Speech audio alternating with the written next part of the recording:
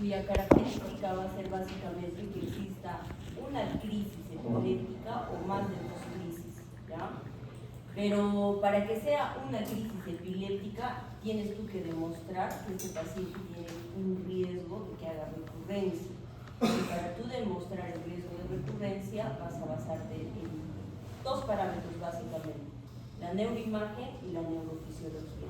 La neuroimagen con una tomografía o una resonancia, y la neurofisiología con el electroencefalograma o un videoelectroencefalograma, que son dos cosas diferentes, ¿ya?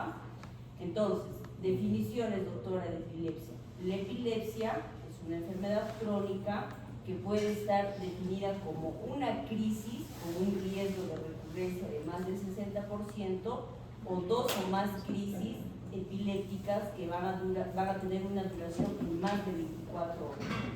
Otra definición que ustedes van a encontrar por la ILAE, que es la Academia Internacional contra la Epilepsia, es que es un síndrome epiléptico. ¿Y a qué se refiere cuando es un síndrome epiléptico? Por ejemplo, ¿qué es el síndrome?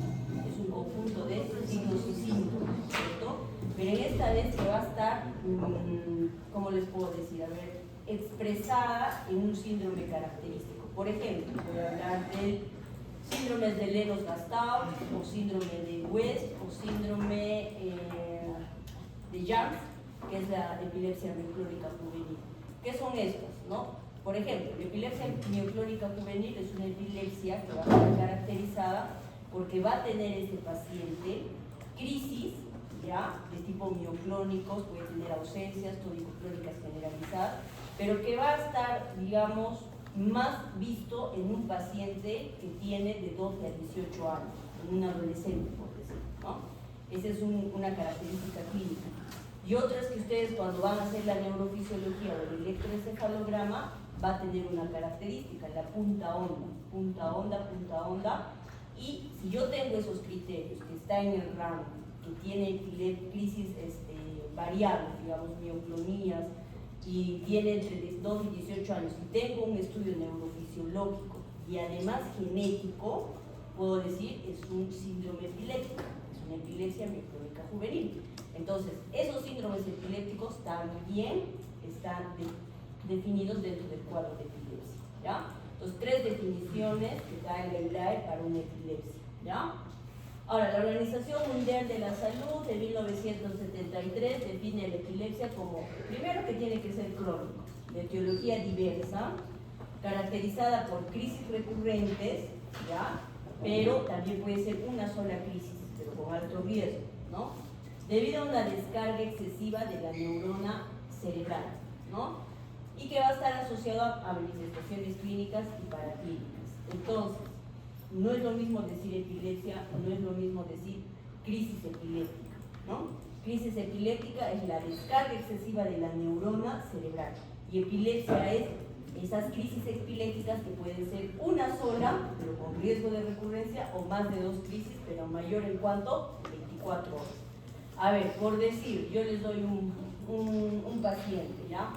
Paciente de 20 años, le vamos a poner más, paciente de 60 años, deshidratado, con diarrea, ¿ya?, y que viene con hipotensión y viene a la emergencia indicando el familiar que desde las 3 de la mañana ha tenido una crisis, a las 5 de la tarde ha tenido otra crisis, y a las 7 de la mañana que lo trae ha tenido otra crisis. O sea, en total ha tenido 3 crisis. ¿Eso es epilepsia? Dígame por qué no y por qué sí.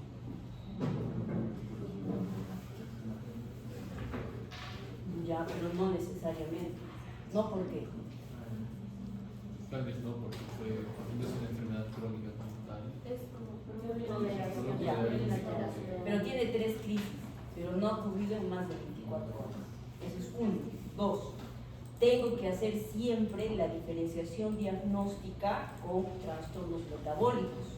En este caso, si es un paciente deshidratado, puede que tenga hipo o hipernatremia. Hipernatremia, ¿no es cierto? Está deshidratado y puede ser que la hipernatremia le vaya a llevar a una confusión, ¿no? En otro panorama, paciente que tiene diabetes y que se ha puesto insulina y se ha excedido de colocarse la insulina, se ha puesto 50 miligramos. por decir, viene a la emergencia convulsionando 5 veces, su familiar viene desesperado y dice acaba de convulsionar 5 veces repetitivamente y por eso lo traemos a la emergencia, ¿no? Entonces ustedes le toman su hemoglucotest y sale 30. Entonces, una hipoglicemia. En conclusión, doctora, existen crisis epilépticas sintomáticas y crisis epilépticas no sintomáticas. Crisis sintomáticas o no provocadas. A eso se refiere cuando yo hablo de epilepsia. Pero si es provocado, no es una epilepsia. Se cataloga como crisis sintomáticas agudas o crisis provocadas, ¿no? Porque en este caso hay un desenlace, una alteración metabólica que está haciendo que ese paciente tenga crisis. ¿Me dejo entender? Entonces, cuando ustedes van a ir a leer los conceptos, yo sé, en el examen se lo van a aprender, se lo van a leer, pero ustedes tienen que saber aplicar ese concepto en la práctica. Y en la práctica, cuando ustedes tengan un paciente, por ejemplo, con injuria renal, igual, ¿no? Un paciente con injuria renal que tenga alteración metabólica y que venga por hartas crisis, eso no es epilepsia, ¿no es cierto? Porque sería una crisis sintomática aguda o una crisis provocada. Entonces, cuando ustedes van a leer en el Up to Date, en todos los libros sobre epilepsia, van a encontrar una crisis con riesgo de recurrencia, pero esta crisis debe de ser una crisis no provocada. Así lo pueden encontrar con esa terminología y ustedes no van a entender a qué se refiere. Ya les estoy explicando cómo son las definiciones, ¿ya? Ahora, bueno, esto es la ILAE, caracterizada por crisis epilépticas recurrentes, 2 o más crisis no provocadas por alguna causa inmediatamente identificada, ¿ya? Crisis cerebral es consecuencia de una descarga neuronal excesiva. Esto es básicamente lo que les he mencionado.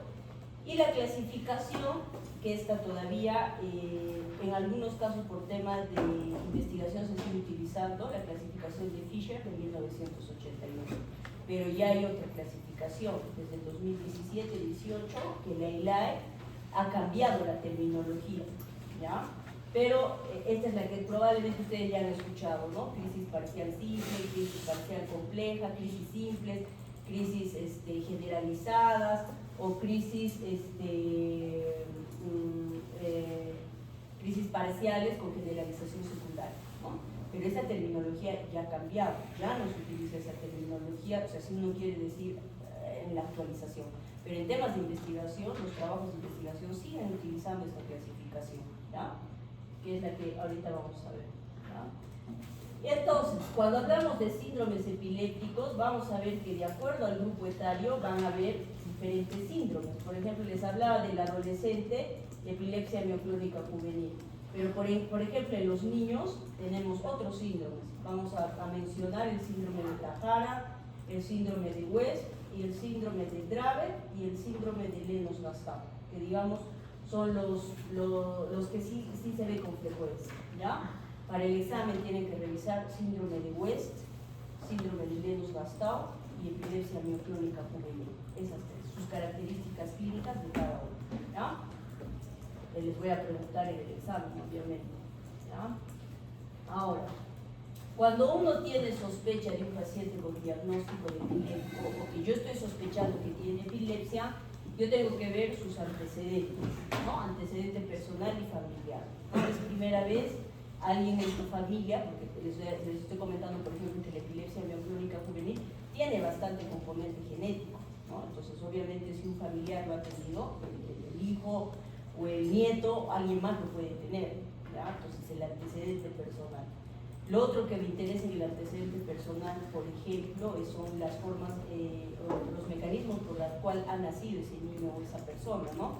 Si ha nacido por parto normal, si ha habido cesárea, si ha habido encefalopatía hipóxica isquémica, si ha habido kerníterus, si ha habido alguna, digamos, doble circular de cordón o aspiración de líquido meconiano. Entonces, todo eso en una historia se tiene que hacer cuando es un paciente que viene por primera vez, ¿no? obtener la mayor información del paciente y los testigos, ¿no? Generalmente cuando viene el paciente y es una crisis tónico-clónica generalizada, el paciente no se va a acordar, ¿no? No te va a decir, me va a decir, yo he aparecido en el suelo tirado, doctora, y después han venido los bomberos, me han recogido y me han traído al hospital. Eso va a suceder. Pero en este caso, lo que nos tenemos que hablar es el testigo, ¿no? Si alguien ha visto qué es lo que ha sucedido, ha perdido el control de esfínteres, se ha mordido la lengua, si ha habido supraversión ocular, si ha habido desviación oculocefalogía al lado derecho, ha habido hacia el lado izquierdo. O sea, todas esas características clínicas ustedes las tienen que sacar durante la anamnesis, ¿no? Cuando estaba con un paciente frente. Entonces yo a veces ya en la parte teórica yo ya solo entiendo, pero ustedes están en aprendizaje, por lo tanto ustedes sin temor deben de preguntarnos, ¿no? A ver, usted, el momento antes de que se desmaye, ¿ha sentido algo? Si he visto lucecitas, o he visto más chiquito las cosas, o empecé a sentir un zumbido en el oído tan fuerte, y de ahí no recuerdo, doctora, no recuerdo, ¿no? Así te lo puedes decir. O simplemente te dicen, no sé, doctora, yo aparecí en el suelo, y de ahí los bomberos, ya cuando ya desperté ya estaba con los bomberos, ¿no? Entonces ahí el testigo también nos ayuda, ¿no? Si se ha mordido su lengua, se ha orinado, ¿no? Ha tenido cialorrea, todas esas cosas uno tiene que enfocar durante la anamnesis, ¿no? No es solamente así, ¿no? A veces ya por experiencia nosotros lo hacemos dirigido, pero ustedes como están en plena formación, obviamente tienen que ser más preguntones, ¿ya? Y el examen neurológico, obviamente, ¿no? Si un paciente viene con crisis y yo le examino y tiene una hemiparesia del lado derecho, entonces yo voy a sospechar que sí hay una lesión en su cerebro, ¿no? Que probablemente tiene un trastorno de migración neuronal, o puede tener una displasia cortical, o puede tener de repente por ahí una parálisis cerebral infantil, ¿no? Que hace que esa persona tenga un déficit focal y también tenga una crisis. Ok, entonces los síntomas preictales, los síntomas ictales. Preictales quiere decir antes de la crisis, ¿no? ¿Qué síntomas ha tenido este paciente? Si ha tenido algún desencadenante, por ejemplo, hay pacientes que con la fotoestimulación convulsionan, ¿no? O la hiperventilación, o sea, por eso cuando hacemos estudios neurofisiológicos, a veces a los pacientes los hacemos hiperventilar, o les ponemos una fotoestimulación para justamente desencadenar sus crisis, ¿no? Entonces hay que buscar si ha habido un desencadenante. Hay también, por ejemplo, crisis refléxicas, ¿no? Que son, por ejemplo, el paciente está normal y yo doy un aplauso fuerte y el paciente convulsiona, ¿no? Entonces yo tengo que buscar el desencadenante de esa crisis, ¿no?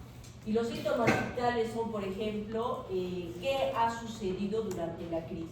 ¿Ha tenido una posición tónica clónica? ¿Solo ha tenido una posición tónica?